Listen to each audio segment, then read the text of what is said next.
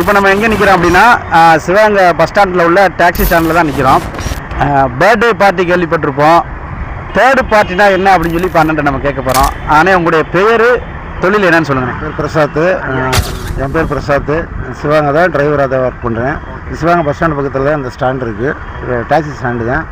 அவர் 10-12 வருஷமாக டிரைவராக தான் வேலை பார்த்துக்கிட்டு. தேர்டு பார்ட்டினா என்னண்ணே?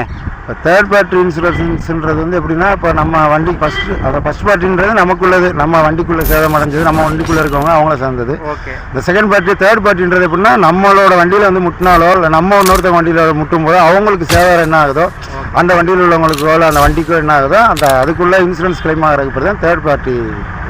Super super. அண்ணன் வந்து ரொம்ப தெளிவாக மக்களுக்கு புரியக்கூடிய வகையில் அழகான ஒரு பதிலை சொன்னாங்க.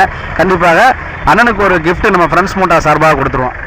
இது நம்முடைய கம்பெனி கார்டு. அண்ணன் வந்து விசிட் வரா இருந்தாலும் வரலாம். இது வந்து நம்ம கம்பெனி சார்பாக, நம்ம நிறுவனத்தின் சார்பாக ஒரு ஹெட்செட் வந்து அண்ணனுக்கு வந்து நம்ம பரிசாக கொடுக்குறோம்.